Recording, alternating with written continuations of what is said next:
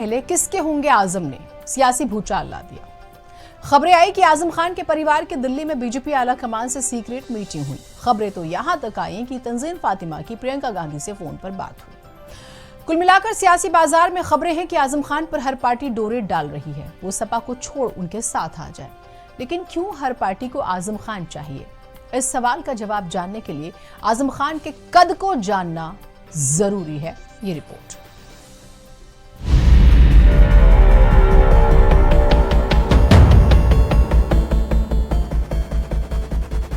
अपनी खुली हुई उंगलियों को बंद करो, फैसला लो। मैं जानता हूं और ऐलान करता हूं, तुम हिंदुस्तान के बादशाह नहीं बन सकते, लेकिन तुम्हारे बगैर भी हिंदुस्तान का कोई बादशाह नहीं बन सकता। क्या आजम खान सपा को छोड़ रहे हैं? क्या आजम खान अखिलेश का खेल बिगाड़ेंगे? क्या आजम खान बसपा में जा रहे हैं? क्या आजम खान की बीजेपी के बड़े नेताओं से कोई डील हुई है? क्या आजम के परिवार की कांग्रेस नेताओं से चर्चा हुई है? ये सवाल उस दिन से तैरने लगे जब से आजम खान को जमानत मिलने का सिलसिला शुरू हुआ।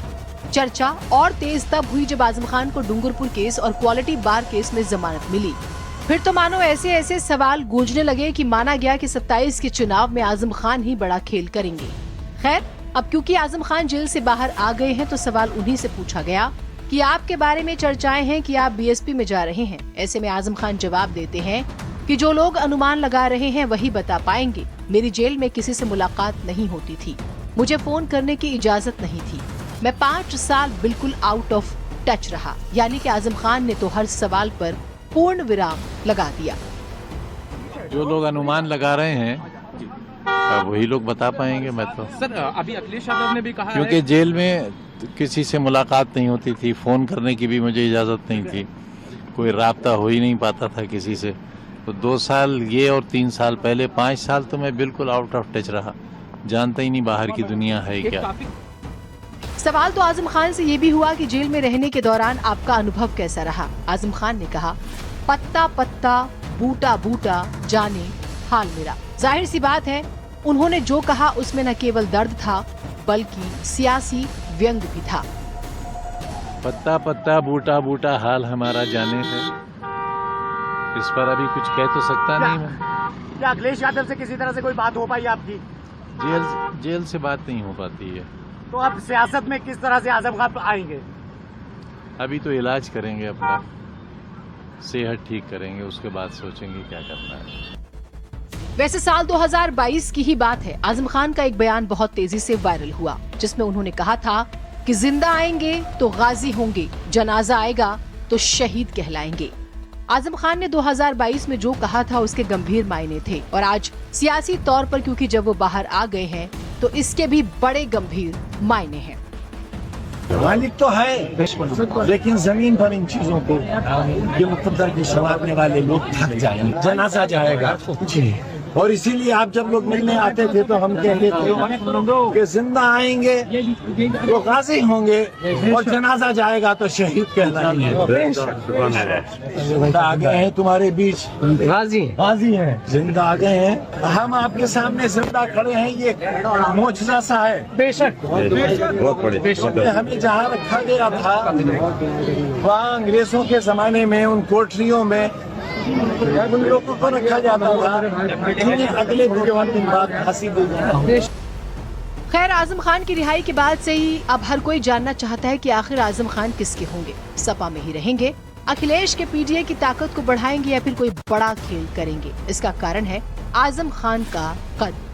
1977 से सियासत की दहलीज पर छात्र राजनीति के जरिए राजनीति में कदम रखने वाले आजम खान का रुतबा बहुत बड़ा रहा। उत्तर प्रदेश के रामपुर में एक कहावत बहुत मशहूर थी, अगर नवाबों के बाद किसी ने राज किया तो वो आजम खान साहब ने। स्थानीय लोग रामपुर के नवाबों और आजम खान के बीच तुलना करते थे। वो आजम खान के परिवार को रामपुर में सबसे शक्तिशाली कहा करते थे। कुछ लोग तो उन्हें समाजवादी पार्टी सरकार के शासन के दौरान मिनी चीफ मिनिस्टर भी कहते थे।